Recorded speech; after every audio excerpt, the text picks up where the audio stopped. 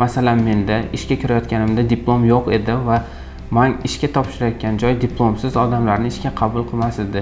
Lekin SSCdan 9 ta imtihonni topshirganligim sababli sinov tariqasida meni ishga qabul qilishgan. Hozirda KPMG kompaniyasining baholash bo'limida konsultant lavozimida ishlayman. Avval ish faoliyatimni outsourced management accountant va keyinchalik financial analyst, so'ngra esa Rozmetov kompaniyasida financial manager sifatida boshlaganman.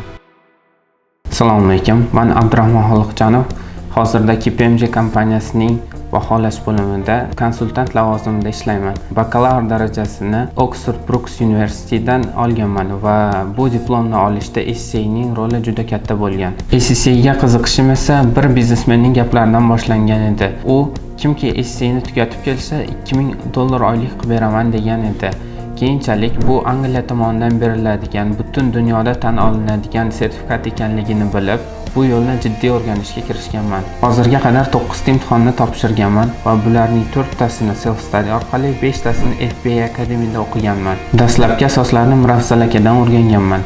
Hattoki keyinchalik self study qilganimda ham FBA Academy ustozlarining uslubini qo'llaganman. O'quv markazi va self study o'rtasidagi eng katta farq bu intizom va ustoz orqali amaliy keyslarni chuqur tushunish deb bilaman.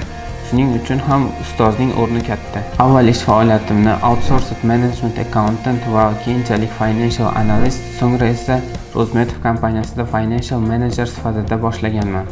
Oylik haqida aytadigan bo'lsam, albatta boshida pastroq bo'ladi, lekin sizda 5 ta paper va Excel, Google Sheets'ni baza darajasida bilsangiz, kamida $500 dan boshlab ish topsangiz bo'ladi. Va so'ngra 1-2 yil tajribadan so'ng mahalliy kompaniyalarda financial manager sifatida kamida $1000 dan boshlab ish topsangiz bo'ladi. Ishga kirishda SCCA boshlang'ich filtr sifatida katta yordam beradi. SCCA bor talabgorlar rekruterlar saralashdan osonroq o'tadi va moliya bo'limi boshlig'i bilan bo'ladigan suhbatda ham asqotadi. Va bu SCCAning mahalliy korxonalardagi o'rni. Xalqaro kompaniyalarda esa SCCAning o'rni karrasiga kattaroq.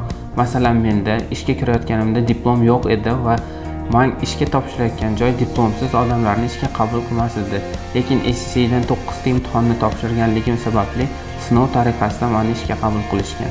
Yakunida SCCni endi boshlamoqchi bo'lganlarga shuni aytaman: FBA Academy bu juda yaxshi tanlov, chunki bu yerdagi ustozlar faqatgina nazariy bilimlarni emas, amaliy hayotda bo'ladigan holatlarni ham yaxshi tushuntirib berishadi. FBA Academy. Study ACCA with professionals.